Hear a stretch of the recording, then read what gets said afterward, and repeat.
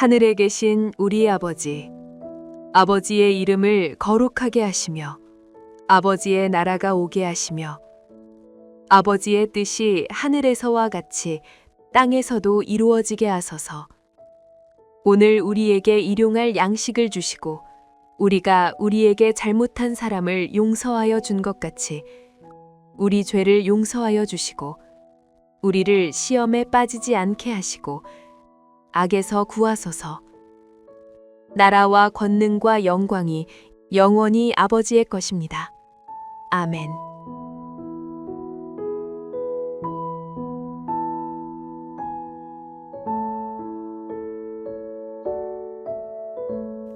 그날 환난 후에 즉시 해가 어두워지며 달이 빛을 내지 아니하며 별들이 하늘에서 떨어지며 하늘의 권능들이 흔들리리라. 그때 인자의 징조가 하늘에서 보이겠고 그때 땅의 모든 족속들이 통곡하며 그들이 인자가 구름을 타고 능력과 큰 영광으로 오는 것을 보리라. 그가 큰 나팔 소리와 함께 천사들을 보내리니 그들이 그의 택하신 자들을 하늘 이 끝에서 저 끝까지 사방에서 모으리라. 무화과 나무의 비유를 배우라. 그 가지가 연하여지고 잎사귀를 내면 여름이 가까운 줄을 아나니 이와 같이 너희도 이 모든 일을 보거든 인자가 가까이 곧 문 앞에 이른 줄 알라. 내가 진실로 너희에게 말하노니 이 세대가 지나가기 전에 이 일이 다 일어나리라. 천지는 없어질지언정 내 말은 없어지지 아니하리라.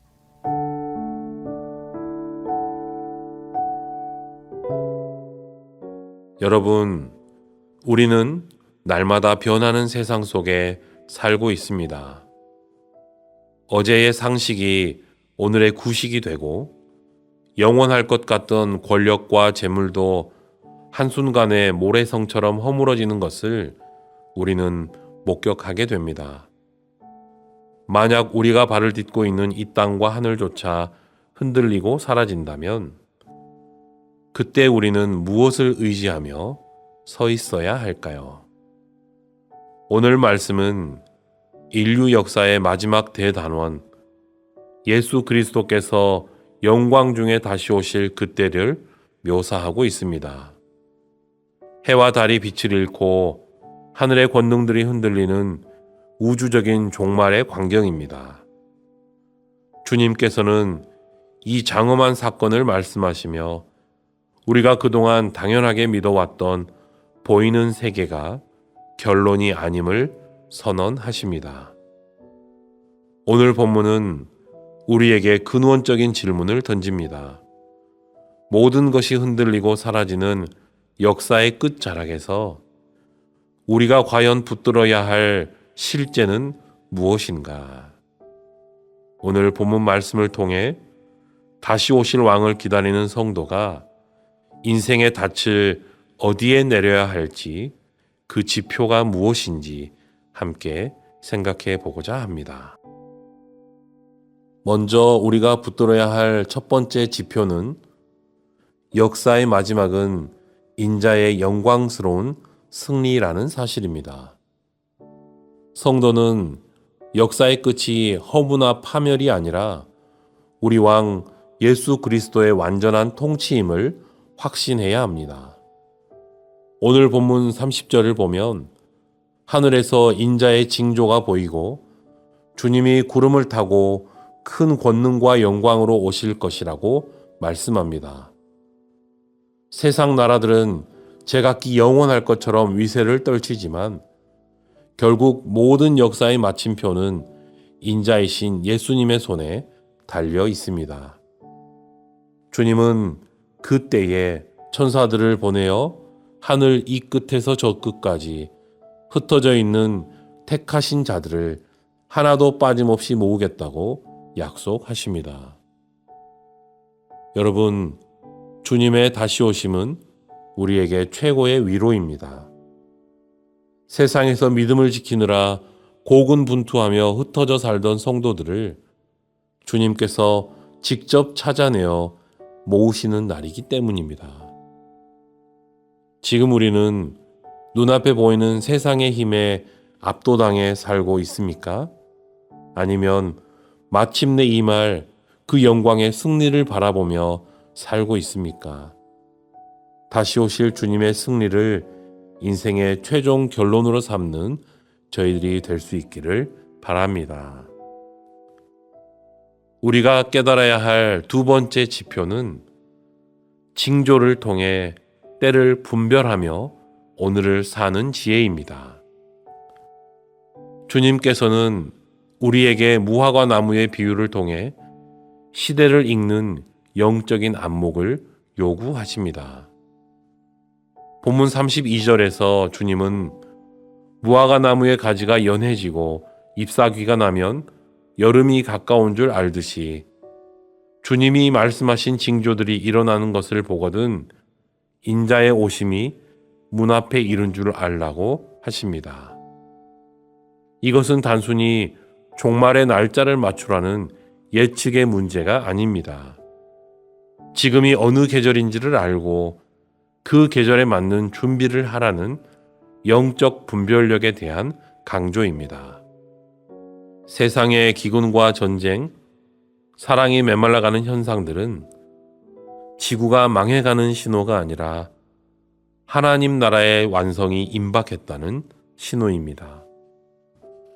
주님은 우리에게 현상을 보고 두려워 떨기보다 이제 곧 주님이 오신다는 사실을 깨닫고 깨어 있으라고 하십니다. 주님께서 오늘 문 앞에 와 계신 것처럼 가정과 일터에서 주님의 제자답게 오늘을 신실하게 살아가는 것, 그것이 가장 지혜롭게 때를 분별하는 모습입니다.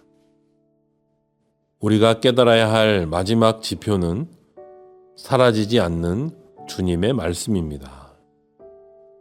35절에서 예수님께서는 이런 선포를 하십니다. 천지는 없어질지언정 내 말은 없어지지 아니하리라. 우리가 가장 견고하다고 믿는 저 하늘과 땅, 우리가 의지하는 물질과 건강, 명예는 언젠가 반드시 소멸합니다. 그러나 주님의 말씀과 그 약속은 역사의 끝날에도 그 이후에도 결코 변하지 않습니다. 여러분, 안개와 같이 변하는 세상 것들에 인생의 털을 닦지 않기를 바랍니다. 그것들이 흔들릴 때 우리 인생도 비참하게 무너지기 때문입니다. 그러나 영원한 주님의 말씀 위에 삶을 세워가는 사람은 천지가 진동하는 순간에도 결코 요동하지 않습니다. 현실의 불안이 저와 여러분을 삼키려 할 때 사라지지 않는 영원한 주님의 약속을 붙드시기 바랍니다. 변하는 세상 속에서 영원한 말씀의 반석 위에 굳게 서서 끝까지 흔들리지 않는 믿음의 승리자가 되시기를 바랍니다. 사랑하는 성도 여러분, 우리는 지금 흔들리는 시대의 한복판에 서 있습니다.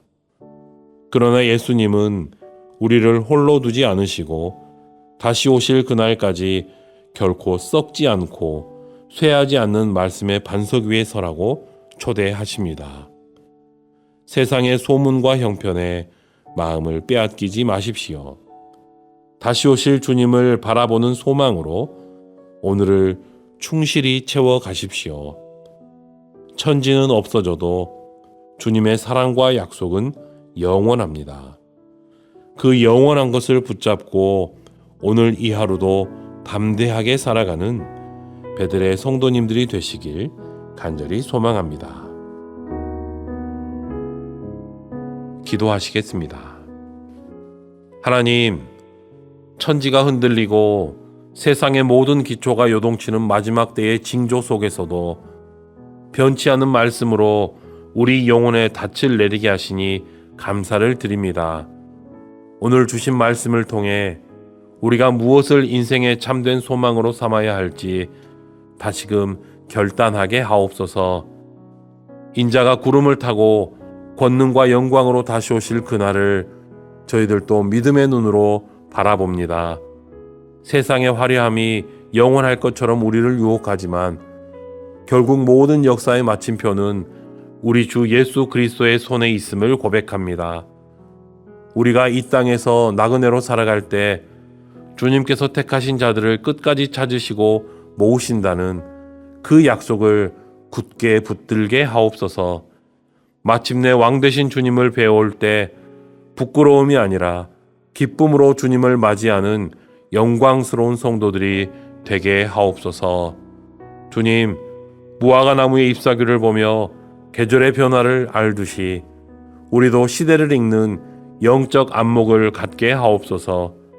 혼란스러운 세상의 소식들에 마음을 빼앗겨 두려워하지 않게 하시고 오히려 주님께서 문 앞에 가까이 오셨음을 깨닫고 신부의 단장을 서두르는 지혜로운 성도들이 되게 하옵소서. 오늘이 우리의 마지막 날인 것처럼 또 오늘 주님이 오실 것처럼 매 순간 주님과 동행하며 성실하고 거룩하게 살아가게 하옵소서. 주님, 천지는 없어지겠으나 내 말은 없어지지 아니하리라 하신 그 장엄한 선포를 우리의 마음에 새깁니다. 우리가 그토록 의지했던 건강도 소유도 명예와 명성과 권력도 언젠가는 다 사라질 것들임을 인정합니다. 주님, 사라질 것들에 인생의 전부를 걸어 그것들이 흔들릴 때마다 함께 무너졌던 우리의 어리석음을 용서하여 주옵소서. 이제는 변하지 않는 주님의 말씀 위에 우리 인생의 집을 짓기를 원합니다. 세상이 요동치고 천지가 변해도 영원한 말씀의 기초 위에 서서 흔들리지 않는 하늘의 평안을 누리게 하옵소서. 주님, 간절히 구하옵기는 삶의 터전이 흔들려 고통받는 성도들이 있습니다. 건강의 위기 앞에, 경제적 곤란 앞에, 무너진 관계 앞에 신음하는 영혼들을 불쌍히 여겨 주옵소서.